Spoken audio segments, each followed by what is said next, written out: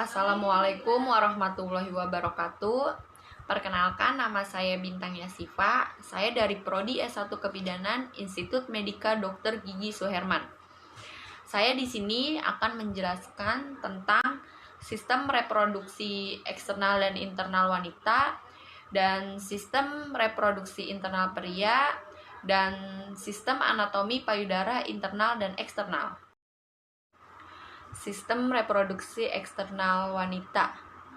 Eksternal itu artinya bagian luar, yaitu ada mons pubis, prepuce, klitoris, labium majus, urethral orifice, labium minus, sama vaginal orifice, terus ribnil ribhi, sama anus.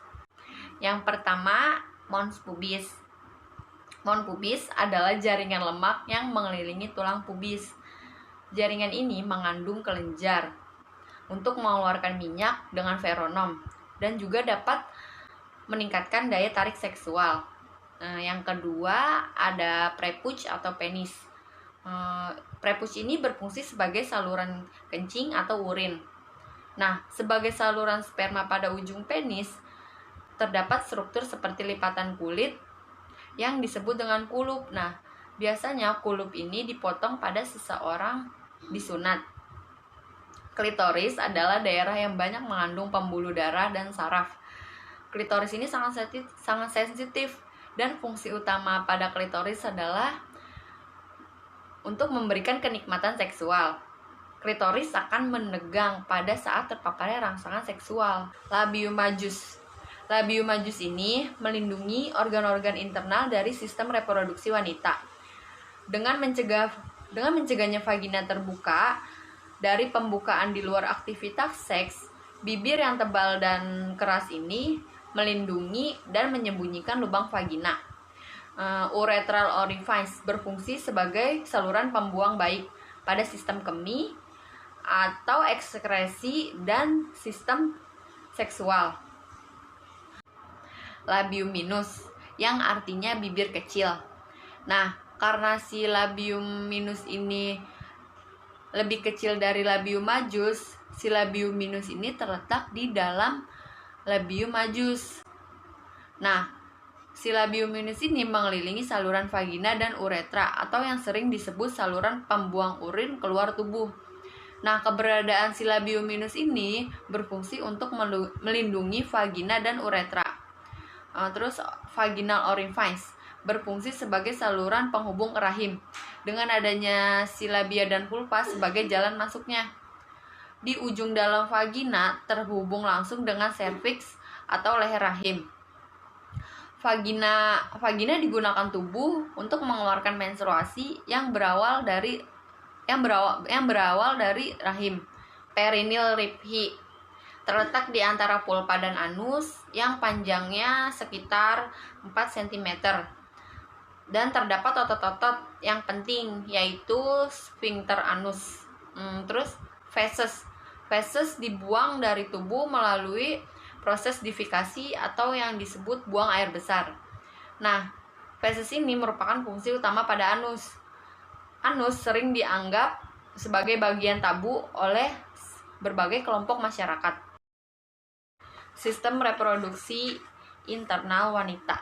Internal artinya bagian dalam, yaitu ada ovari, afteri, and van, ada ampula, ada isthmus, ada perimetrium, ada fundus of uterus, ada body of uterus, ada uterine tube, ada mesovarium, ada superpensor, terus ada infundibulum, ada fimbri, ada metrium, ada ovari, terus ada ovari ligmin, ada uteri cavity, ada endometrium, dan lain-lain.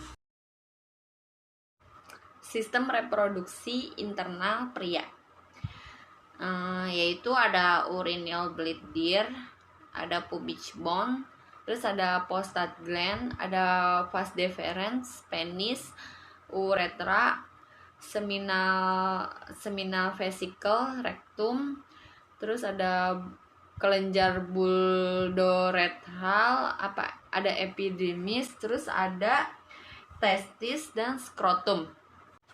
Yang pertama ada urinary bladder. Nah, urinary bladder adalah bagian dari sistem saluran kencing yang terdapat di dalam tubuh manusia. Kalau yang kedua, seminal vesicle adalah kantung kecil di bawah prostat yang disebut juga dengan kantong semen atau kantong mani.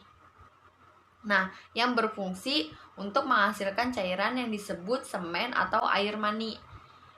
Yang ketiga, pubic bone berfungsi untuk melindungi alat reproduksi dari benturan luar. Yang keempat, ada rektum. Rektum dalam bahasa Latinnya itu rigiri, yang artinya meluruskan atau mengatur. Nah, rektum ini organ yang berfungsi sebagai tempat penyimpanan sementara feses. Nah, yang kelima, prostate gland memegang peranan penting dalam kesuburan seorang laki-laki.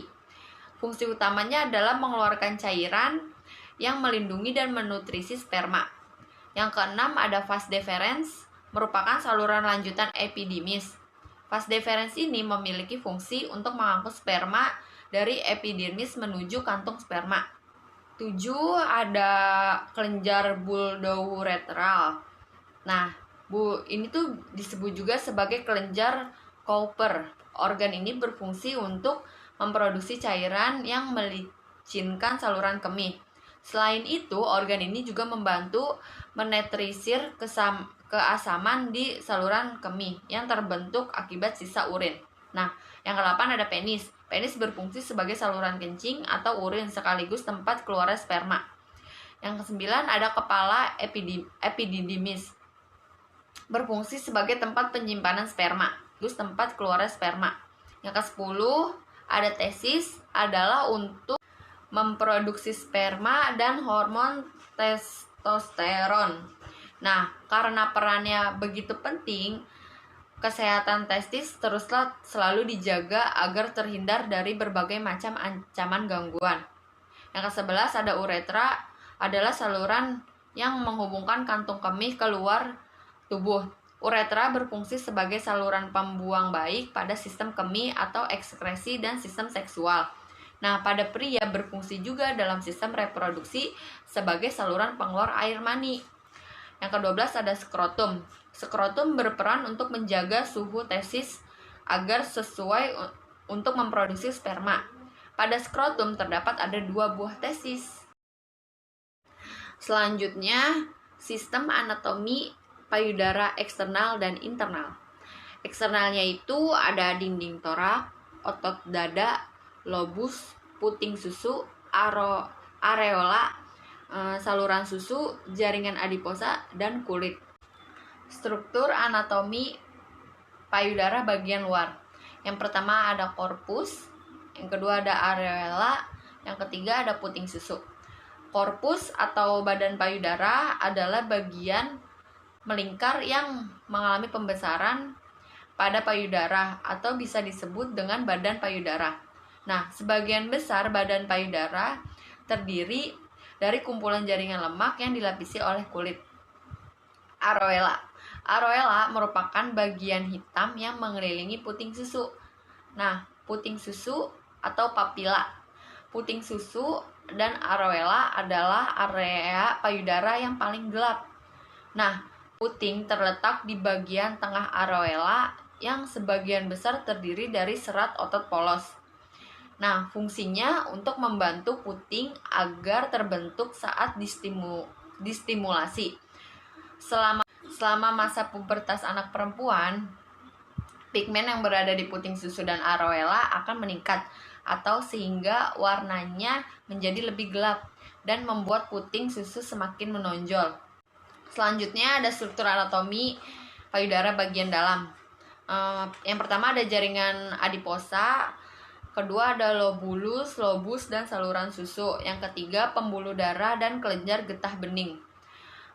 Yang pertama itu jaringan adiposa. Sebagian besar payudara wanita terdiri dari jaringan adiposa atau yang bisa disebut dengan jaringan lemak. Nah, jaringan lemak ini terdapat bukan hanya di payudara tetapi di beberapa bagian tubuh lainnya. Contohnya ada di mons pubis. Yang kedua ada lobulus, lobus, dan saluran susu. Nah, si lobulus merupakan kelenjar susu, salah satu bagian dalam penyusun korpus atau badan payudara yang terbentuk dari kumpulan-kumpulan alveolus sebagai unit terkecil produksi susu. Lobulus yang terkumpul kemudian membentuk lobus. Dalam satu payudara wanita umumnya terdapat 12-20 lobus. Yang ketiga, pembuluh darah dan kelenjar getah bening. Pembuluh darah dan kelenjar getah bening juga merupakan bagian yang menyusun payudara. Selain terdiri dari kumpulan lemak, pada payudara juga terdapat kumpulan pembuluh darah yang berguna untuk menyelumpai darah. Nah, terutama pada ibu hamil dan menyusui. Sementara getah bening adalah cairan yang mengalir melalui jaringan yang disebut sistem limfatik dan membawa sel-sel yang membantu tubuh untuk melawan infeksi. Saluran getah bening mengarah ke kelenjar getah bening yang berukuran kecil yang merupakan bagian dari sistem limfatik. Sekian penjelasan dari saya, kurang lebihnya bila ada kesalahan kata mohon dimaafkan. Wassalamualaikum warahmatullahi wabarakatuh.